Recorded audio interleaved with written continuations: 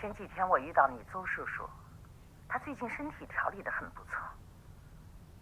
那个老中医确实是很有些本事，你要是有时间，也让他好好来。毕竟这个年纪生孩子，对身体还是有影响的。调养调养，将来恢复的能更好。哎，小慧啊，妈听说张宏达的事儿了，他是你以前的同事吧？哎，你说他怎么就这么想不开呢？小慧，还有你啊，以后你要记得按时吃饭，别总加班，特别是早餐，知道吗？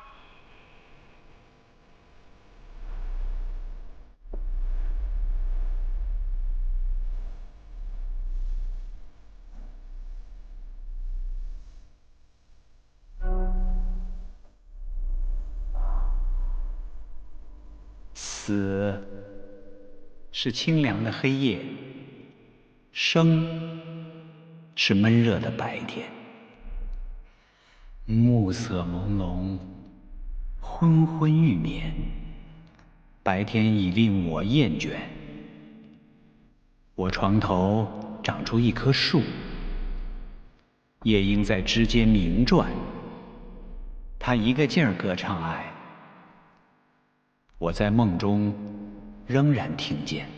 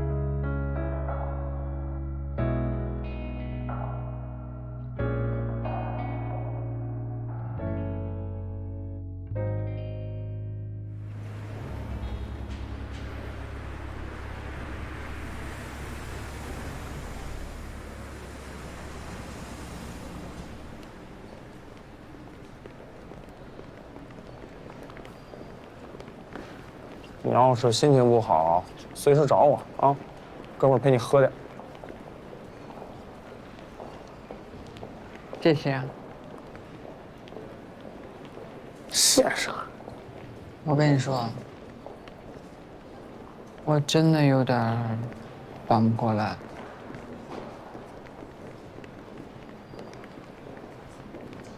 不过有句老话不说的好吗？时间能治愈一切，那就让时间去治愈吧。你肯定没问题，你一向都是最棒的。你可是江一迪呀！江一迪，你就是个大骗子！哎，哥们儿，有话好好说。江一迪，我怎么招惹你了？你要这么坑我？我们投了1个亿在你的项目，你骗我！你们玉象投资全是骗子！你明知道张宏达走私，还要拉我们下水！你、张宏达、于石，你们全都是骗子！师哥，我觉得这个我的确需要跟你好好解释一下。解释？你觉得我还会听你解释吗？你现在跟我说什么我都不信。有话好好说行吗？好好说啊，冷静点行吗？冷静。来，都看一下，大家过来，都看一下啊。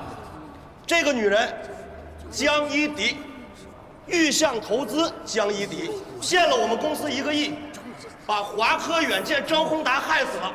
他不但是骗子，他还是凶手。哎，可以了，可以，差不多了。江一迪，我告诉你，这个事儿没完啊！不要张宏达过分了，就是你害死的，你就是杀人犯，你骗子，你是凶手！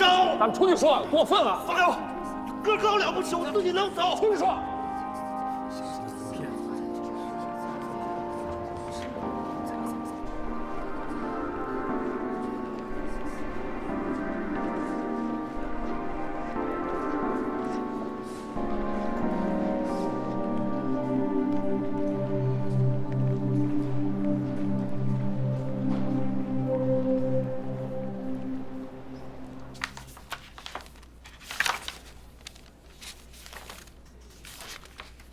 确实是比较麻烦。他是，我的亲戚。就之前医生的诊断应该没有什么问题。流产嘛，本来就是有可能造成的原因是很多的，比方说年龄，或者是胚胎的质量、子宫内的环境、免疫因素，甚至他自己的心理状态，都有可能会造成流产。我明白。我就想问一下，像他这种情况，对于再次受孕有没有什么影响？因为我听说有的人流产过2次、3次还能怀上宝宝，像他这样流产过1次的话，会不会影响自然受孕？周先生，从这份病历上来看，您的这位亲戚呢，应该是在第1次流产之后恢复的不是特别理想，所以对他的身体造成了一定的影响。第1次流产，就是我手上的这个病历好像不是很全，但是从目前能看到的这些报告来看，他应该在几年前是有过流产的手术，所以他可能在那一次流产手术之后的恢复没做好的话，对他的身体就会造成一定影响。再加上年纪也不是，就是有一点高龄产妇了。如果说想要自然的怀孕，然后可能还是需要借助一些医学的手段来辅助会更好一些，因为像有一些习惯性流产的征兆。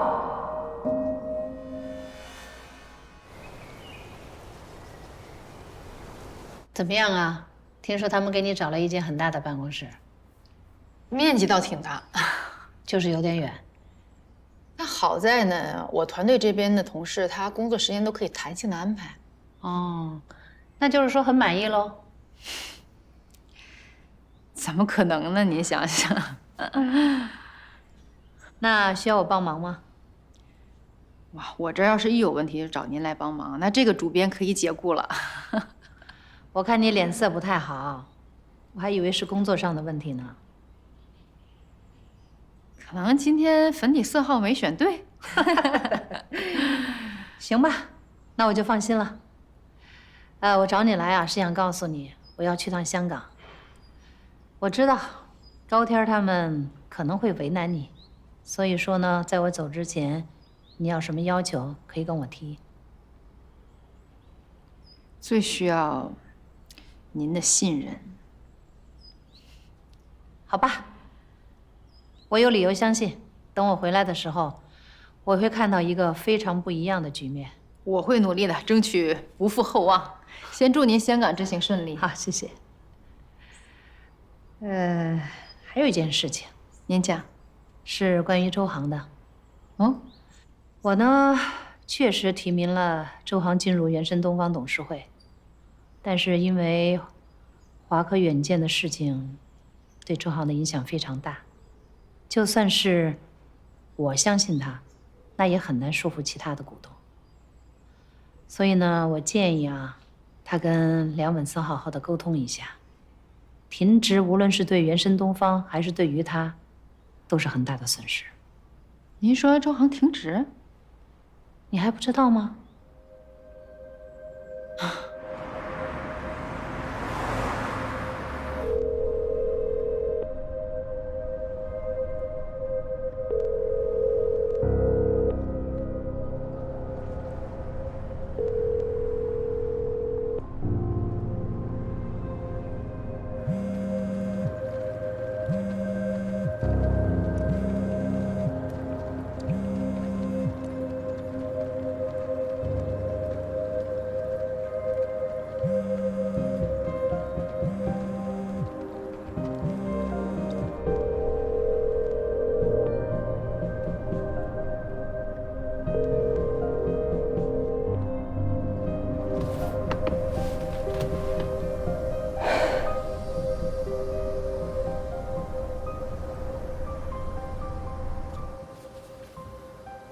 你想不想听听我跟你师傅宏达是怎么认识的？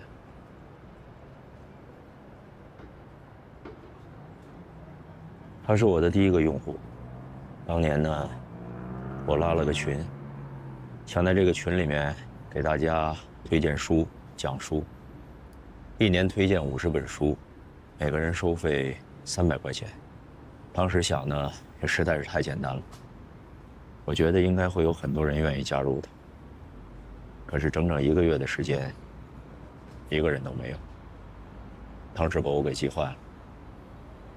我就给所有我认识的人发信息，不管是熟的，还是不熟的。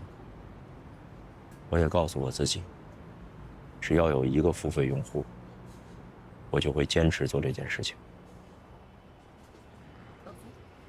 那1个付费用户，应该就是我师傅吧？对，就是他。其实，我们2个人根本就不熟。我是写诗的，他是搞财经的，完全就不搭嘎。我甚至都不记得我给他发过信息，可是他直接给我打了300块钱。我就问他，我说：“你不怕我是个骗子吗？”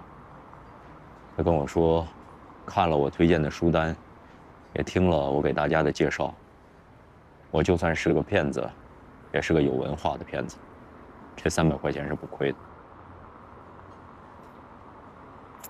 像他会干出来的事。那后来我们2个人就成了朋友。维清读书会里面第一批会员，很大一部分都是他帮我推荐的。他也跟我说维清，真的要做事业，就不能够太清高，该拉下脸的时候就要拉下脸。只要你相信你做的事情是有意义、有价值。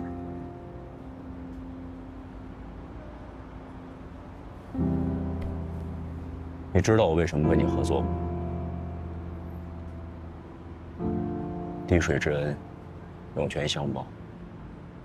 他跟我说，让我相信你一次，就像当初他相信我一样。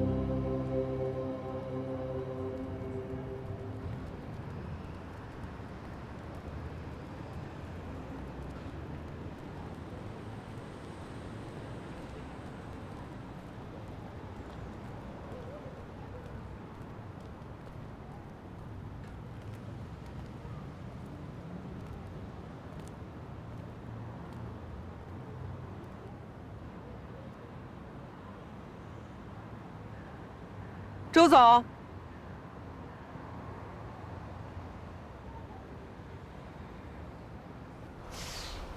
我第一次来这儿的时候还是个职场新人，然后那天在陪一个挺难搞的客户谈项目，我不是情商挺低的嘛，就给人惹生气了，而人一气之下就走了，就把我一个人扔这儿，然后打电话给老板。老板当场就给我开除了。那天我还真挺沮丧的，我就坐在这儿坐了一下午。我在想，哎呀，要不回老家得了。后来呢？后来，我就遇到了我师傅。我师傅看我一个小姑娘跟那儿哭，就问我怎么了。然后听到我说：“哎，我要回老家啊，那样。”他就笑了，然后，反正就跟我说一些挺鸡汤的东西吧。他说：“伊迪啊，你看这个码头有什么呀？我说有什么呀？有工人啊。然后他说，对啊，有工人啊。那你觉得少一个工人会影响这个码头的运作吗？我说当然不会了。然后他就说我想问题的角度不对。他说，这个码头就是一个小小的世界，那每一个工人就是一个小小的个体。正是因为我们这些微小的个体，才能够形成了这样一个世界。所以，只要我们足够坚定、足够坚持，就不会变得可有可无。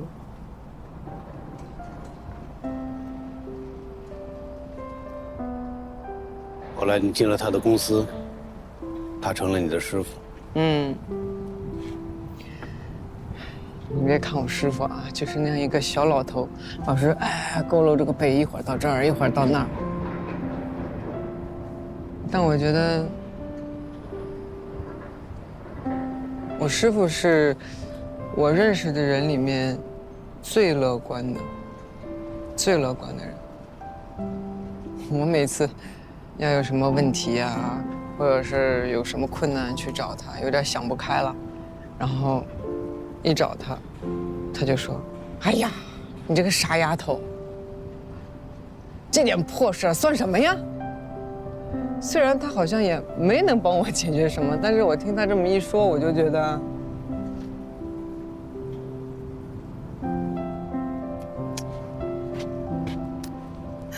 对啊，你说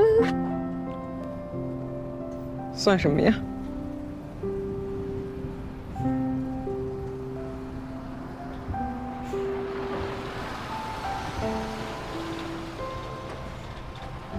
周总，某种意义上，您也是我进入投资行业的导师。哦，您还记得08年你在普航财经大学的那次演讲吗？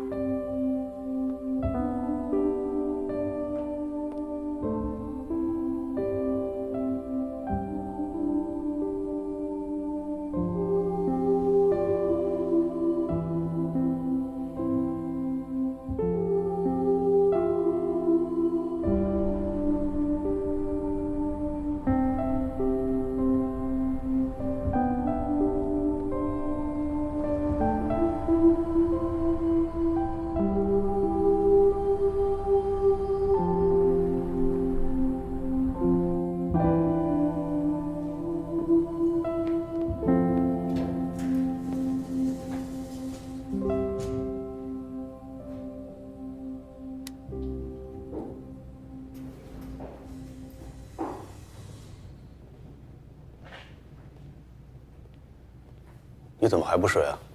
在等你啊。等我干什么？该睡就睡啊。今天给你打了一天的电话，怎么都不接呀？啊，工作忙，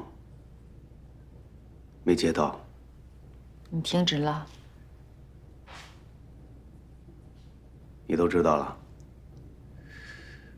工作临时调整，很快都会过去的。没告诉你，是觉得没有到需要告诉你的时候。还有，我不希望你烦心。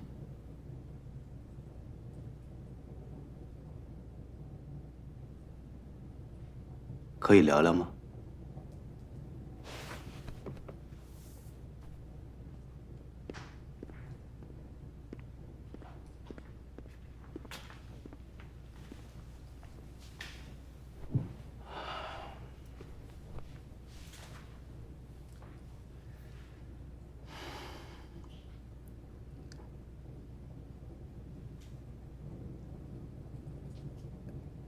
你有没有什么事情一直瞒着我？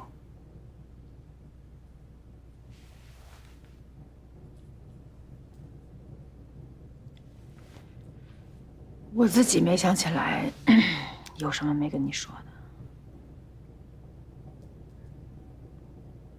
这次不是你第一次怀孕吧？想说什么呢？几年前你就怀过孕。我作为你的丈夫，对这件事情一无所知。我想知道你心里还有多少秘密没有告诉我。今天如果不是到医生那儿询问你的身体如何恢复得更快，这件事你是不是要瞒我一辈子啊？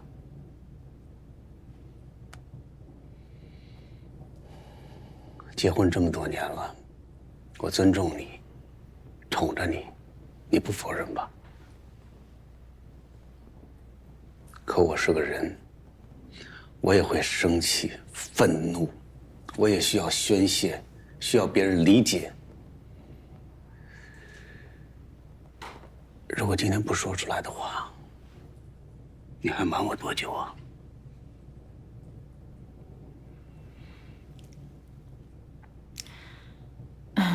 周航，我不知道你有没有留意到，在我做宫外孕手术这段时间，你在哪儿？宫外孕？对，我在做宫外孕手术的时候，你在西安。那1个月，你都在西安陪着何雨珊。你这是宫外孕，必须尽快进行手术，不然会有危险。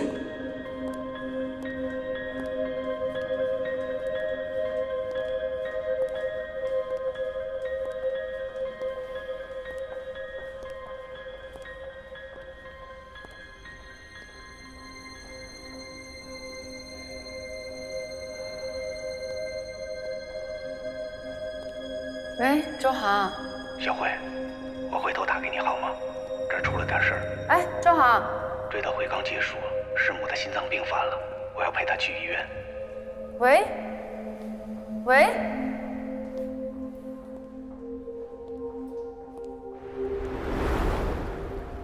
我那个时候其实很纠结呀，我就在想，1个月的时间，我老公不想知道我在干什么吗？不想知道我有没有情绪吗？不想知道我有没有什么事情在发生吗？但是这1个多月，你都没有电话。哎，那时候就是我的骄傲害了我呀。所以，即便在我做宫外孕手术的时候，我还在较劲。我想让周航你自己做选择。你当时应该告诉我的。你怎么知道我不会回来呢？我跟你说过，何玉珊在我的心里没有那么重要。这件事你第一时间就应该告诉我，我是你的丈夫。如果今天这件事情不说出来的话，会在心里憋一辈子，这对你公平吗？对我也不公平，对吗？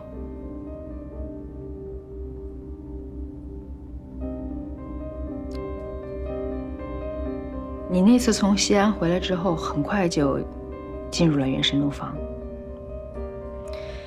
然后就马上接手了投资板块负责上市的业务。我们其实都知道，何雨珊的舅舅是原神东方的股东，那边也有很多的业务和他都有密不可分的联系。所以啊，其实你看，这么敏感的话题，这么多年，我从来都没有提起来过。所以周航，你扪心自问，如果时间倒流的话，你能回来吗？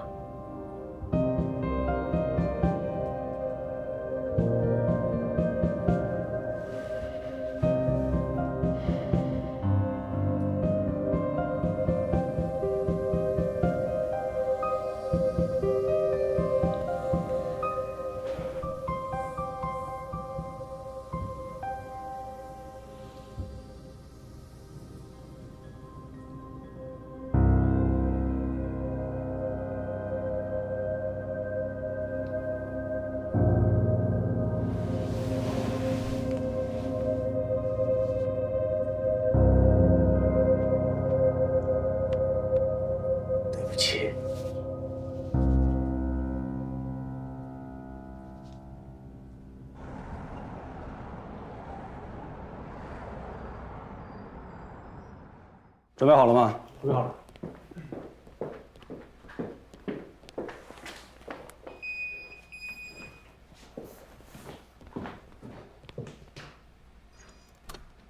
都停一下，吴总马上就要连线实验室了，你们准备一下，绝对不能有问题。可是现在这个版本的稳定性根本就不行啊！我不管，反正有问题就是你们的事儿。机械臂系统也是科罗曼的核心技术之一，是机器人的核心执行机构，在各类医疗手术机器人中都有应用。无论是腹腔镜手术机器人的仿生机械手，还是骨科和穿刺手术机器人的定位臂，都需要高精度、高稳定性的机械手臂，实现毫米级的精准定位，以及不知疲倦的高重复性细微操作，是未来外科医生在手术台上不可缺少的伙伴。科罗曼1.0医疗手术机械臂，科罗曼医疗，科技助力，智慧医疗。各位老总，大家看了一下，感觉怎么样？挺好。其实这只是我们一个前期的介绍，也算是给大家的一个开胃菜吧。其实啊，为了体现我们对科研的重视，我最应该带你们去看看我们24小时的职工食堂了。啊！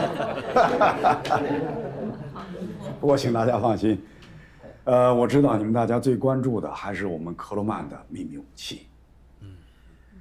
下面我们马上就可以通过连线看到我们实验室当中的一个实际的操作，好吧？好，顾总，我们已经和那个实验室连接好了，可以开始了。可以了。那我们就开始，好吧？来吧，看吧。大家好，我们即将展示的是机械臂如何在人体模型上的精确位置进行穿孔。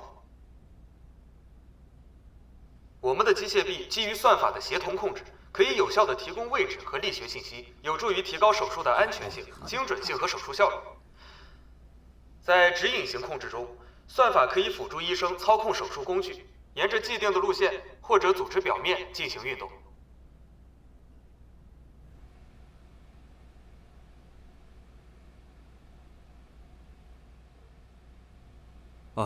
在静止型控制中，手术工具被阻隔在既定的区域外，以避免对组织进行伤害。好，刚才我们的工程师讲解的是在人体模型上精准打孔。各位老总，其实有些话我还是要把它说出来的，因为只有说出来以后，你们才会懂得为什么说我们的机械臂最有技术含量。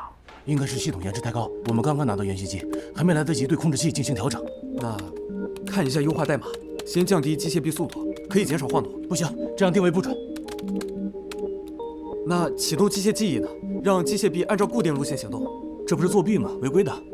先完成工作再说。来，我们科罗曼拥有世界上最先进的力控平台和运动跟踪系统的支持，这样可以有效地防止运动偏差。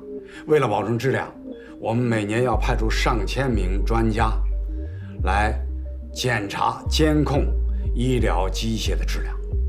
因为我始终的认为啊，要首先奠定好基础，构建起强大的 AI 系统，才能更好地降低成本，提高产品的质量。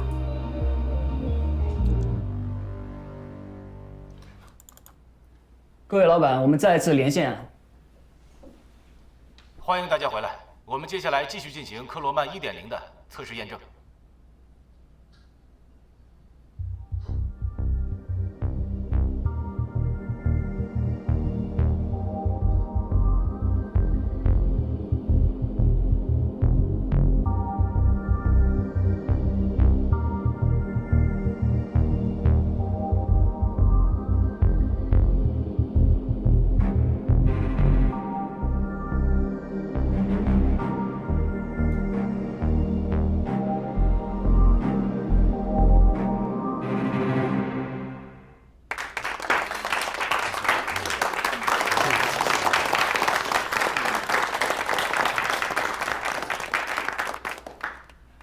其实啊，我们这个科罗曼1.0这个产品已经经历了上万次的这样的试验，都是零误差。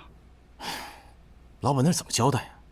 就这情况，下周产品发布会这不开玩笑吗？这。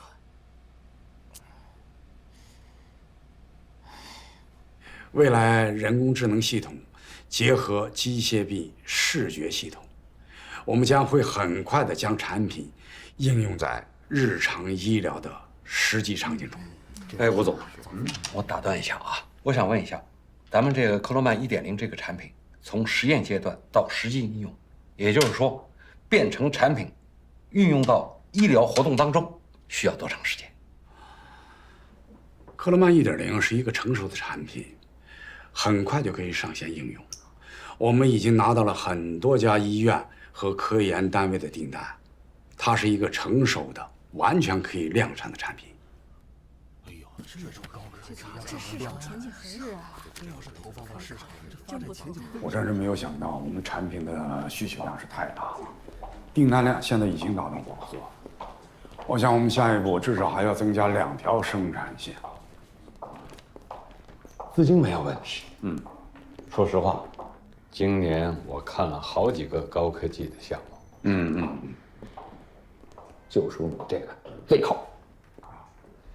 不过啊，最近大家被华科远见的事儿吓着了。是啊，远山东方现在就很被动了，投错了一个项目，股价连跌好几天。不过你放心，只要你的产品发布会下周举办的顺顺利利的，钱不是问题。发布会的事情你放心吧，我已经准备好了。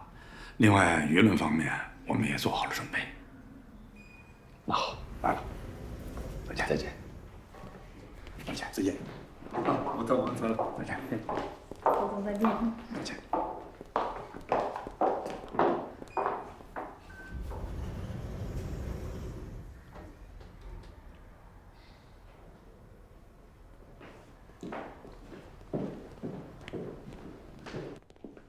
吴总，干得不错啊。觉得怎么样？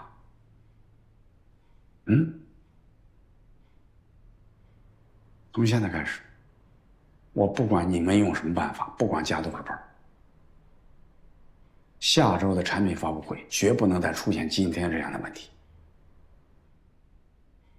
吴总，这个样机用的核心零部件跟控制器和我们之前用的完全不一样。系统追踪方法的优化方案，我们刚刚也是通过加班才初步确定的。而且更重要的是，这个控制器的程序要重新调整、确定，并根据手术术式的临床需求进行反复的测试。这至少需要几个月的时间才能达到安全和功能的要求。而且我们的机械臂延迟高、精度低，需要更换最新的传感器和高精准的3座标跟踪仪。刚才就因为机械臂的不灵敏而失控了。你用不着跟我说这些专业性的问题，我听不懂，我也不想听，这是你们的事儿。我只要它能用，能让买家掏钱，能让医院和科研单位下订单，能不能行？不行，我现在就换人。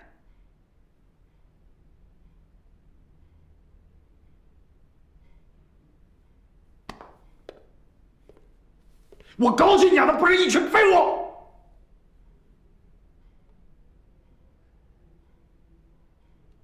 吴总，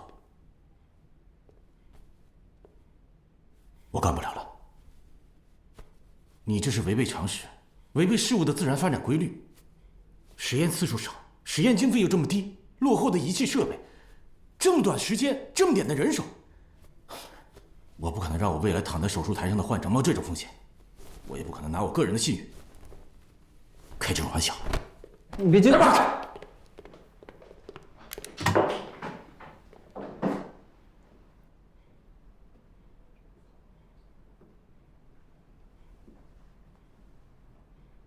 你呢？能不能行？如果行的话，你现在就是研发中心的主任，工资翻倍。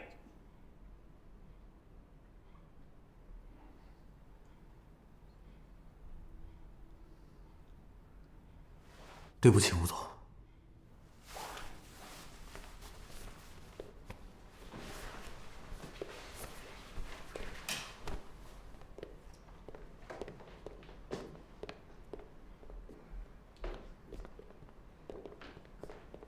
吴总，你别跟他们一般计较。都是一群废物！足足半年的时间，我连华科远见的样机都搬回来了，这还不会吗？吴总，他们就是一帮工程师，脑子轴转不过弯。您现在炒的他们俩，咱们人手是真不够了。就算现在招到人，也没他们熟悉咱们产品。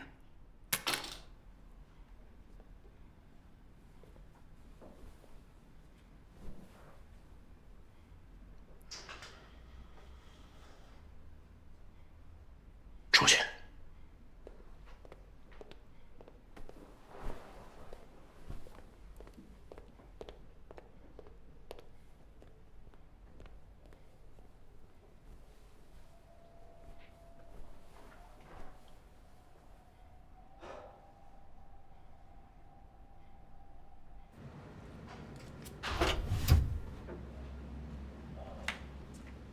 吴总，这回我可冒了大风险了啊！华科远见的这些专业资料，那都是申请过专利的，知道密码的可就这几个人。要是出了事儿，我要吃牢饭吧？你放心吧，就是一旦被查出来，对克勒曼的影响总比你的大吧？我能让这种事情发生吗？哦，对了，你儿子在国外的学校我已经找好了，学费、生活费你都不用担心。那就谢谢吴总了。厂区和办公室都有监控吧？这个您就别担心了。这2天不是工人来讨薪吗？我跟陈总汇报过了。今天我过来，到厂子里拿那个工资条，所以他们知道我来厂里。拷贝完了资料以后，别忘了删除浏览记录。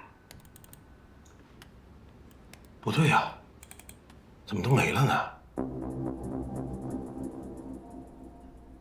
什么没了？专利技术的资料都没了，好像有人从后台把它删了。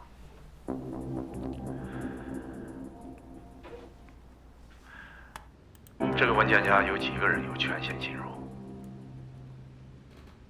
我，还有以前的工程师，但工程师走了以后吧，密码应该改过。现在就应该是，哦，我还有张宏达的妻子，陈燕。华科远见的事情现在是陈燕管吗？现在应该都算是他在管。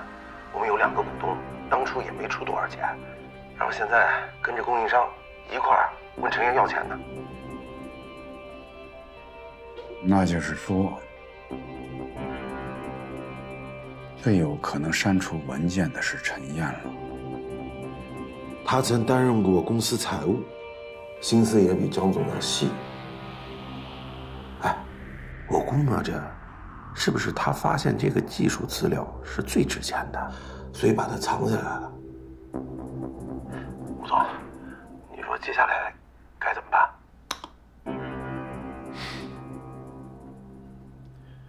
我来想办法吧。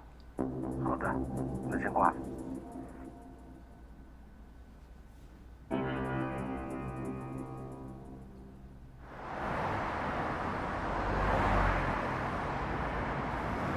放这儿吧。好的。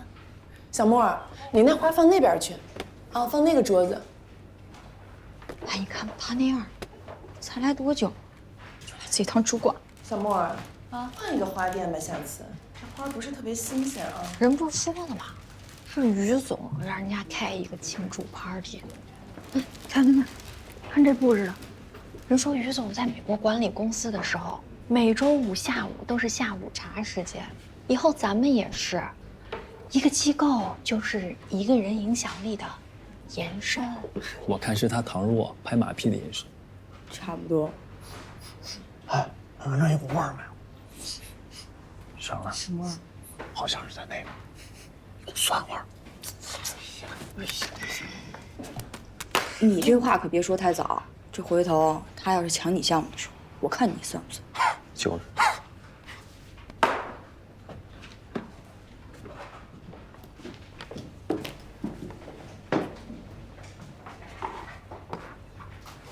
在意外头那些喷口水的。董事会现在对你非常满意，能在华科远见出事前把钱全部套出来，这是神级的操作。你做得很好。谢谢谢谢。虽然利益上没有损失，但是声誉上还是受到了一点影响。所以我有一个建议，今年不是要开一个年会吗？那我们不如搞一个更大的，类似行业盛会一样。这样的话，我可以请来很多的媒体，我可以通过他们来发声，主要是告诉那些初创企业还有 LP 们，跟我们玉象投资合作才是他们最好的选择。这个想法很好，你放心去做吧。好。不过，负责华科远见这个项目的那个叫什么来着？江一迪。